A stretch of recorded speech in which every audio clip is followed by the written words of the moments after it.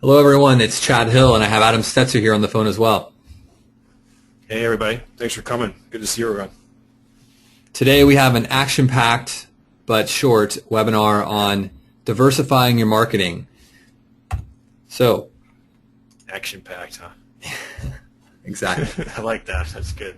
So, diversification is good, and any of us who have done any sort of financial planning or listening to people tell you about financial planning, we know diversification is good. But it's not only something you do in your personal finances, it's good in your business and your marketing. So in business, you want to diversify your product lines. You want to have diverse marketing channels. When it comes to SEO, you want to diversify what you're doing from an SEO standpoint. And when it comes to link building, you want to have a diverse set of links. So overall, the theme here is be diversified, because when things like penalty time comes around, you're not sweating it as much, and you're glad that you took the time to be diverse. So let's talk about where we are, because this is sort of either a annual or semi-annual thing that that happens with our good friends Google. There have been two events that have been generating a lot of buzz and talk. The first one is some recent de-indexing that Google did. And on March 22nd, Build Your Rank or Build My Rank was de-indexed by Google, and they wrote a blog post saying that essentially they came in on March 22nd and realized that every one of the blogs that they publish and allow people to put content on to build links had been de-indexed by Google, and that they are effectively out of business. So what does that mean to the customers that had links on Build My Rank, and what happened to their websites? Well, what it means is that any link from those sites was no longer counted as a link. So if you were a customer who said, hey, I really like this Build My Rank thing, I'm going to have every link to my website come out of this network they have, then you were in really big trouble, because essentially overnight every one of the links to your website was eliminated from the Google index, which basically means your backlink count went to effectively zero. But if you were someone who was diversified, yes, the Build My Rank links may have been very important to your website, but if you had links from other places, it may not have been catastrophic as it could have been if that was the only place you were getting links. So that was what happened with the Google de-indexing that they went through, and there were a few other blog networks that were identified, but as far as we can tell, and everything else that people are writing about, that process of what Google did is now is over. And the one thing that I think is important here is that this was, from what it appears, was something that was manually invoked. So Google found sort of a few examples of things they didn't like and said, we're going to take these sites and we're going to remove them from our index. And Chad, already there's a question that came in here for you. It said, by the way, I really like your penalty flag picture there. That's cool. How does Build My Ranks differ from the link building that HubShout is doing for us? Yeah, so that's a great question, and one of the things we want to talk about. So the first thing is that we try to be diverse in the way we're building links. So we build links using a lot of known sites like Skidoo and Hub Pages and different sites out there that essentially, if you write a good piece of content, you can put it on the website and you can build links back to the client's website. And then, what we do is we really focus on trying to write the content in a way that is useful, so that the people reading the content actually would gain value out of that. And it's hard to sort of look at what Google and look at the Build My Rank example and say that, what's different about, what was going on in Build My Rank and evaluating the content. But what we do know is that we very much do focus on writing content that is, again, written by U.S. writers, focused on providing a lot of value and writing, how-to articles and whatnot around the category. So those are the two things we do: is we focus on quality of content, and we also focus on making sure that where we place the content is a diverse set of places across the web. Yeah, I think that's well put, Jen. I also think it's interesting that the network that was taken down wasn't called Build My Buzz or Market My Business. It was Build My Rank. They were very pointedly doing link building, and they really weren't talking more about the more general activity of marketing your category or being useful to end users, as Chad said. So, I mean, this just sort of emphasizes why when our account managers are talking to resellers and clients about give me the writer instructions, give me direction, give me bullet points, give me fun tidbits and research facts that our team of writers can use in their content creation, that's a really important process, because to me, that's sort of the difference between build my rank or build my buzz, which is a more positive thing, or educate my end users. I've looked through their business, and it didn't seem like that was anywhere in their business model, not even a pretense. So I think just the quality was way lower. Great. Well, the second thing that's happening, and actually wanted to point out, is they're different, is this over-optimization penalty that Matt Cutts mentioned back last month at South by Southwest, and specifically said that there was going to be an over-optimization penalty to be released within the next few weeks or a month, and the idea was to sort of level the playing field for websites that were over-optimizing. And true to form, that has spurred a flurry of content over the past 30 days about what is over-optimization. In fact, I just for the sake, just for fun, I pulled back a search on over-optimization in the past month in Google News, and there's 2,700 different articles out there about Google over-optimization. So what is over-optimization? Well, that's a great question. We don't know yet. And we're keeping very sort of up to speed on whether anyone is seeing any impact from this over-optimization. But as of yet, we have not seen any news leaking out that certain sites are seeing any type of penalties. Some say it could be around over-optimizing your on-site SEO. And we know there's a bunch of things that Google's already built in around that, like, for example, keyword stuffing and hidden text and a bunch of other factors that they've built in over time. Certainly our impact focus on over-optimizing on-site. Panda was all about trying to find content that was of low quality and duplicate content and removing that from the index. So there's a whole bunch of stuff that Google has done there. Other people say, could it be around anchor text? And if you have too much anchor text density on one site, again, these are things, and Adam has some great examples from tests that he ran several years ago where there have been penalties for over-anchoring for at least 4 years, if not longer. So a lot of this stuff really it's hard to know what over-optimization really means. And so until we get a better definition of it and get some more guidance, we believe that what we're doing and what we're recommending really are the best practices of SEO. So we have no plans of worrying about it or changing anything until we get a better sense of really understanding what that means. And Adam, I don't know if you want to... Here's a question for you that came in, Chad. I heard through a couple blog posts that I've been reading that this most recent Google update will also be looking into content that is less than 500 words and limiting the rank or pages or maybe the authority of those pages based on this limit. Do you have any insight around that? I don't. Adam, do you have any? That might be a good question and defer to you. Sure. Well, I mean, I've deferred to SEO Moz, and I follow Rand pretty closely on a lot of these points because he has a lot of data, and he has recommended that your posts be in the 300 to 500 word length for a number of years. I'm not aware of these changes position, and sometimes he's actually said you don't need to go overboard. 800, 900, 1,000 words is actually overkill. So I have not heard that supposition supported in any of the data. I think that the over-optimization is going to be more along the lines of some of the things Chad said, particularly anchor text, natural variation. I mean, you can think through what Google's been doing in some of their lesser scrutinized projects, such as scanning in huge numbers of documents and books from just around the world. They've got a very good database of just what naturally occurring language in the written form looks like. So for them to further their algo along the lines of anchor text ratios against what they know from this huge volume of scanned documents is really the natural ratios. That'd be a very hard thing for them to do. So I'm more tuned into when Matt talks about those types of things, as well as a number of outbound links. The things that we've all been watching for a number of years. I think you're just turning the gears a little bit and tightening in on what they consider to be gray, and the guys who are playing right near the edge are going to be hurt. That's never been where we've gone, so we're not particularly worried about that. Yeah.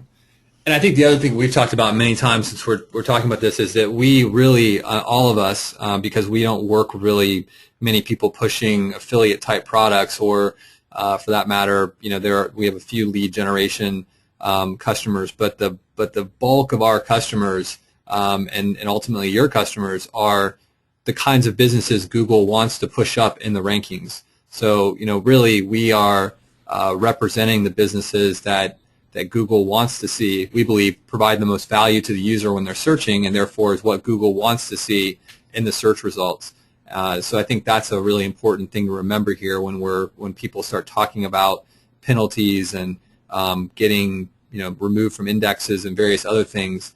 There's a lot of the sort of the players out there that Google is trying to get rid of are the people that are trying to create middleman plays, and those are often the ones that are pushing that line the hardest and are either right at the line or across the line.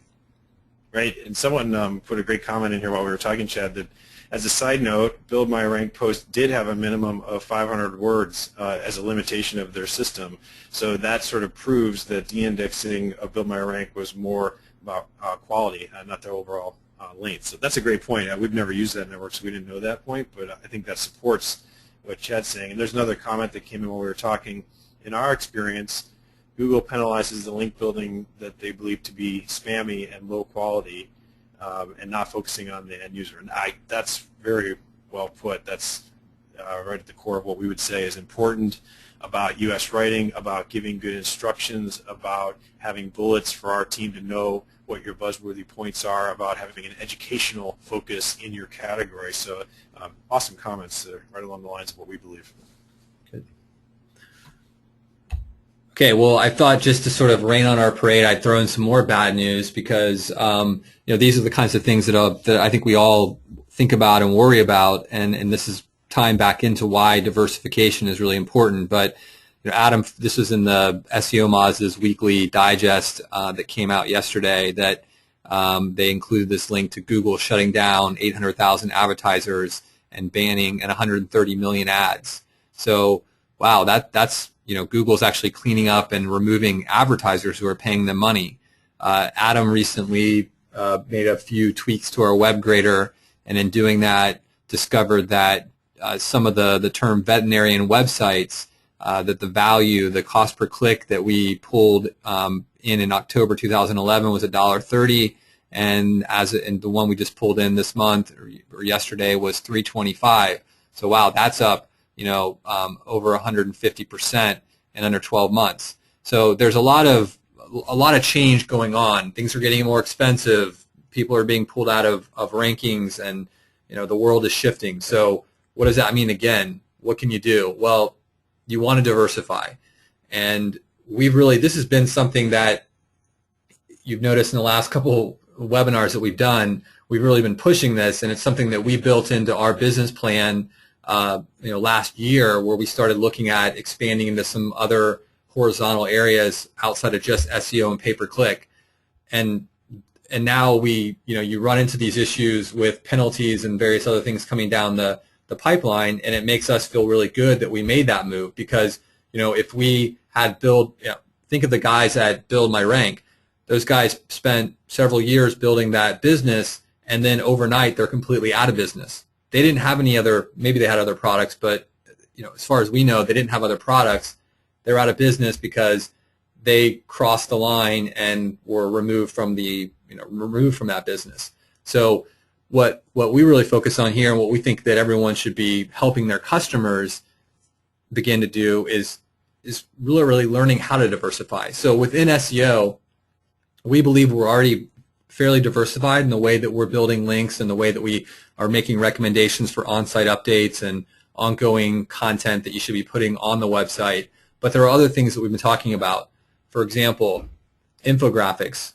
Adding infographics is a good thing to do. Press releases. So getting into the PR world, that has dual benefits. Not only the SEO benefit, but there are other factors where press outreach can lead to stories being written about you in other publications that have their own traffic.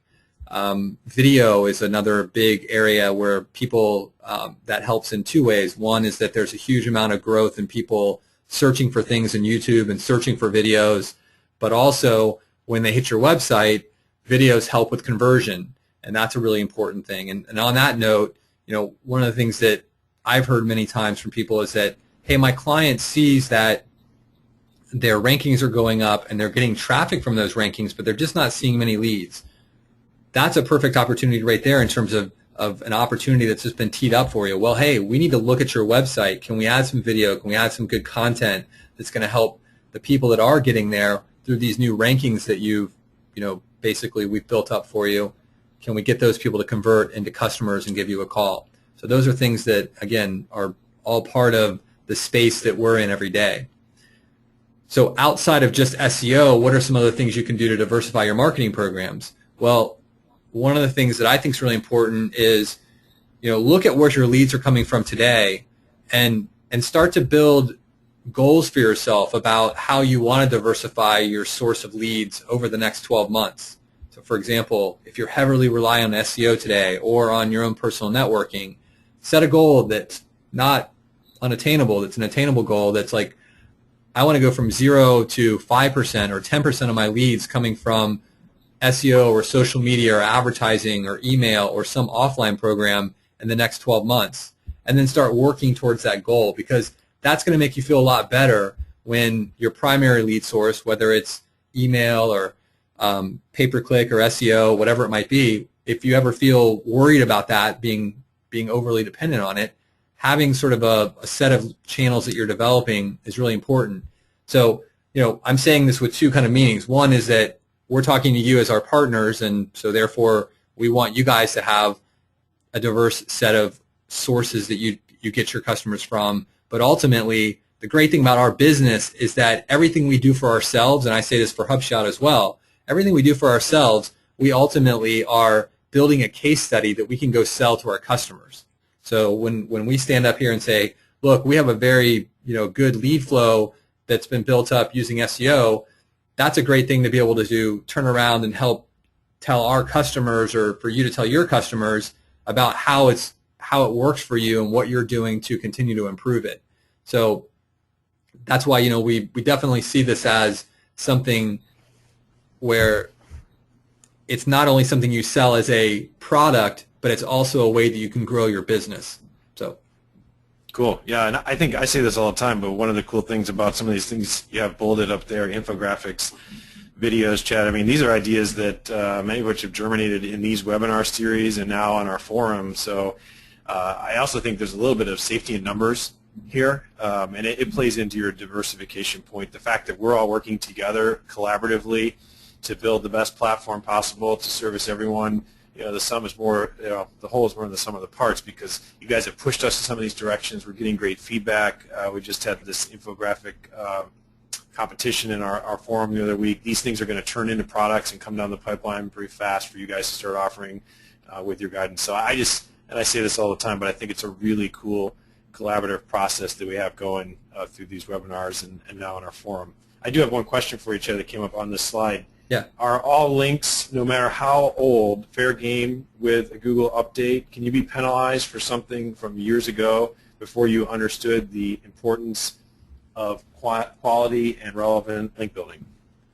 Well, I think that was the point I was making in that prior slide, which is that, again, as far as we know, there has never been anything that really shows that a link can ever have a negative impact, and I want Adam to also speak to this as well. But that's why I made the point that people that were severely impacted by the Build My Rank issue, it wasn't that they had a negative impact and that they were penalized. Those links just went away. So whatever ranking those links were propping up just was basically the rug was pulled out from underneath that ranking because all the links went away, so they fell. But it wasn't that the website was ultimately penalized. It was just that those links went from counting for something to counting for nothing, and therefore there was nothing to hold up or substantiate the reason for that particular website to rank on a certain term. And that's why I said some websites were hurt more than others, because if you were diverse and you had links from other sources,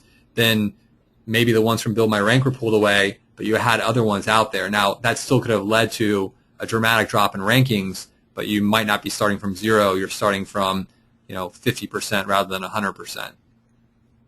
Right. I think there's this age-old dilemma for Google, which is if they use something to penalize you that's too easy to manipulate, people would start using that on their competitors. And there's no doubt that logic has been baked in by their engineers to make sure it doesn't happen. But at the same time, Danny Sullivan talks about this all the time. That's not an excuse and a license to go out and be spammy. He thinks that's a poor stance to take, and I agree. It's something you realize puts some limits on what Google can do, but it doesn't give you a shield to do inappropriate marketing. So I think that's why we're aiming for the middle here. Diversify, create buzz, stay focused on the end user, and every business has something to contribute to the internet in a constructive way. If you just spend a few minutes, it doesn't even have to take that long, and think about it as the good professional marketers that we are, turn those into bullets and buzz points, and then our writers can reproduce it, and our syndication process and our software can help get it out. So you can really stay on the right line but still accomplish your goals, just with a little bit of effort. And I think that's where Danny Sullivan falls when he thinks that through. And Adam, just on that point, I have a question for you on that. So would you, to the question was answered, would you spend time going back and trying to find links that you were no longer, that you didn't like, or would you say continue moving forward on just a quest for better, more relevant, higher authority links going forward? That's a very good question. There are a couple schools of thought on that if you follow the blogs and people recommending one way or the other.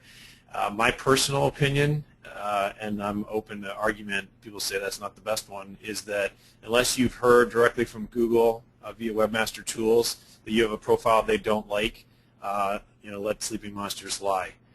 And moving forward, focus on higher quality. Always push your quality up, because if you do that, it tends to work out that the better quality links, which is now what you're producing with this renewed emphasis on end user education, will drown out some of the noise, and that will sort of fall off the back end. Now, if you have gotten a notice from Webmaster Tools, and I'm not aware of any of our customers who have, so we don't have a lot of experience with this, but I've been reading that some have, then you have a different task ahead of you, because you've clearly been on the wrong side of the equation, and you probably need to take more evasive maneuvers to keep yourself in the database. And there are certainly blogs out there that can assist you on that better than us, because we've just not been through it.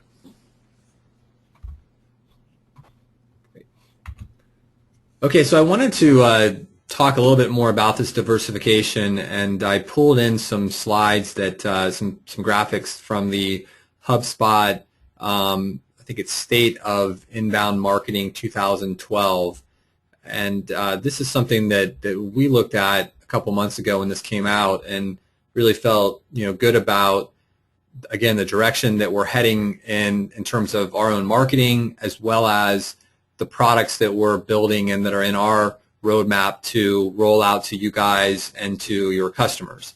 So the first thing is just defining what is an inbound channel, what's an outbound channel, for those of you who are sort of new to this inbound marketing, kind of craze. So HubSpot at least defines inbound channels as blogs, social media, and SEO. And honestly, to me, SEO and blogs, sometimes I'm not really sure what the difference is, because the two to me are often pretty well connected. Outbound are the things that have been around forever: trade shows, direct mail, telemarketing. And then I'm not sure why they're not classified, because I think they're really important, but pay-per-click and email marketing, I guess, are somewhere in the middle. I certainly think in some ways, I guess pay-per-click is not quite outbound because it's a little more targeted and it's online, but that's how they've broken it out. So the graph to the right on the screen is showing, essentially, it's asked everyone who responded to this particular survey and said, what are some of the channels that give you the lowest cost per lead? or at least a below average cost per lead. And so you can see kind of how that sorts out. Blogs, social media, SEO, their inbound channels are the ones that basically have the lowest cost per lead, and so that's their point. My guess is that probably pay-per-click, they didn't like putting that in there because it would have messed up their graph a little bit. But that's what that's saying there. So again, we think this is really important because this is where you want to be thinking, like, how does my acquisition marketing plan and how does my customer's acquisition marketing plan map to this? Are they way over here on the right with these really, what would the inverse be, above average cost per lead channels like trade shows, telemarketing, and direct mail?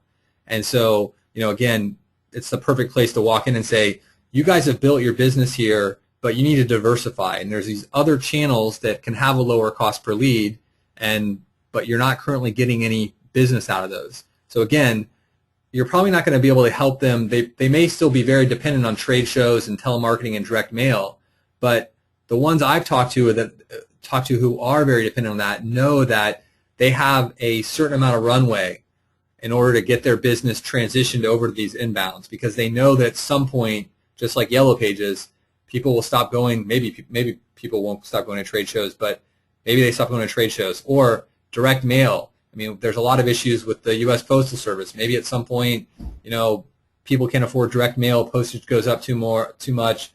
The U.S. Postal Service doesn't deliver on Saturdays. Whatever is going on there, but there's risk there, so they need to diversify. And certainly, you'd want to diversify into some of these below average cost per lead channels. So this kind of data, and again, you guys can find this. It's the HubSpot State of the Inbound Marketing Metrics. Search for it. I think you can download it by registering, or they'll download it for free, but this is really good data. The other thing that I wanted to talk about was again, how to really, going on this factor of how to convince customers. Again, at the bottom here, I talk about, there's two graphs here that I've included. One is saying which sources have become more important to your business and which ones have become less important. And you can see here again, it's the same inbound, outbound. I think that's really the point of this whole document, is that the inbound channels are the ones that are growing. They're the ones where they're getting the lowest cost per lead. They're the ones where the growth is. So that's really the story here, is that those are growing, lower cost per lead, whereas the other ones are going down. I didn't include some of these slides. There's some other slides in the deck in their ebook that you should download that talk about then how small business and big business are investing in these. And one of the interesting takeaways is that they're saying that a lot of big businesses are investing a ton of money right now in these inbound channels, and the smaller businesses are slow to adopt it. And it may just be that it's where we are in the business cycle with the coming out of a fairly brutal business cycle, or hopefully emerging from a brutal business cycle. And so maybe the small business just hasn't had the money to invest in it. But I think that, again, there's a huge opportunity for all of us to capture this change in the tide, if you will. And if we're in the business now doing SEO, look at how we can help that business with social, or how we can help them build out email marketing. And so really, again, all of us, we may have one foot in the door today, but the goal that we see, the opportunity we see, is to expand that and to really be able to start providing more services for your customers and helping them not only do SEO, but getting into social or pay-per-click or some of these other channels that are out there. So, again, this is something that has been really a several-year shift, and I don't think we're just now getting to the point where I think small businesses and medium businesses are really starting to invest or explore how social media is going to fit in. I think that they've all played a little bit with SEO. There's still a lot of room out there because people are still just really starting to kind of learn how SEO can help their business. Social is growing quickly, and then of course we've talked about email, pay-per-click, and some of the other channels that can be developed. So again, want to sum this up by saying diversification is really important. there's some great trends and some great data here that allow us to make the business case to all of our customers and to ourselves for that matter that we should be diversifying so that the next time Google, a year from now when Google comes out with the next penalty, we can all be worried and say, man, that would really be bad if that impacted this really important channel to us. But at the same time, we know we would survive because we have 3 or 4 or 5 other channels that we've been working on or sources of leads that we've been working on that could actually get us through if something bad happened with our SEO, for example. Yeah, really interesting stuff, Chad, because you're actually saying if you don't buy into the fear factor and the penalty stuff just isn't moving you, you're showing this data from HubSpot, and it's actually making a pretty relevant business case on its own merits that you should be diversifying. So whether you come at this fresh, just with business person eyes saying, I want to build a strong business, and you look at this data and say, wow, that's the cheapest way to get to market, I'm going to diversify through these channels, or you're really invested in SEO and you're perhaps worried, these things tell you where to diversify. They all kind of lead to the same conclusions, it sounds like. There was one other interesting question, Chad, before you close that I wanted to hit here. Last one I have on my queue here. With the infographics and videos that you guys are talking about potentially adding to your product, is that so it will help SEO due to the alt tags and help converting the viewer, or are you saying Google is now marking graphics in a new way other than just alt tags and the things we already knew about? I think that there's a couple things there. One is that, and with SEO, there's always this kind of two-step component, right? Which is if I can get someone to put a link on their website or put this infographic on their website, there's the possibility that that infographic itself will draw an audience back to my website because someone sees it and says, oh, that's kind of an interesting infographic. Let me check that company out. So there's an audience value to any link or any infographic that's placed. Because effectively, it's an ad, if you will, an infographic in many ways. And then the secondary benefit is that you know, if you do it right and there is either an attribution link or you host a link on your website and therefore under the covers there is a link back to the website, then that link will help build your authority. And whether you have the perfect anchor text or not, just having that link on a good website is going to build some domain authority so that the other links you have with good anchor text maybe do move you up in the rankings. So, you know, we kind of look at it like both have benefits, and if you're really lucky, you might get a good audience play out of it. But really, what we would be most beneficial for us in many ways is getting that solid link that's going to stick around for a while and is going to help secure rankings or build rankings on important terms for us. And Adam, I don't know if you have any thoughts on that, if there's a different way you look at that. I think that in my earlier days, my purist mind would be looking the same way as this person who asked this question was, is like, show me the very direct benefit to SEO in a very algorithmic sense. But I think as you reflect on the slides Chad's reviewed, and particularly here in 2012 with the position Google's now taking, a much more aggressive one, cleaning house because they can, because there's more money at stake, because they have a different vision for their database. I think today, this year, I'm saying, but that makes a better end user experience. So there's this derivative benefit of link bait and just the end user experience, and we have to trust a bit that that's also beneficial and worth the effort. So I think we maybe didn't say that in years past because the rules were just a little bit over, but Google's sent us a loud message this spring, and so we're listening and pushing that direction to try to just squeak every bit of end user value out we can. I think videos and infographics help. Right. Same thing with videos. Obviously, that a lot of people prefer to consume information through videos, and there's a lot of great tools that allow you to create videos pretty efficiently now, but in a way that really does communicate that information. If someone's not a person who wants to sit down and read a 500-word article, you can summarize and provide a lot of that same information with some bullets and some good video content and pull that together. So, I think really, as Adam said, all of these things, and again, it's diversification. It's not just that infographics are the next hot thing, so you can not do link building. It's all adding to it's all an additive effect, which ultimately, as Adam said, sort of is the sum is greater than the individual parts. Sum of the whole is greater than the individual parts. Cool. Great. Okay, well, as normal, we'll get this posted on the website tomorrow. And one other thing for future webinars, we got some feedback that people wanted a little bit more of a schedule of what we were doing on webinars. So we're going to start in the webinar section on the website. We'll be posting the next 2 webinars with a link to register. So if you do want to see kind of what's scheduled and you haven't gotten the email or can't find the email that we send out, you'll be able to go to the webinar section and find the next 2 webinars with their links to sign up for them. So let's continue this dialogue in our forum. There's been some just awesome stuff in there that I think every reseller should be reading. Just you can do it anonymously, but some great sharing of ideas and strategies. So I'd like to think of those as how we stay in touch in between these awesome action-filled sessions we have. Exactly. Okay, well, have a great day, and we will talk to you at the next webinar. I see ya. Thanks, everybody.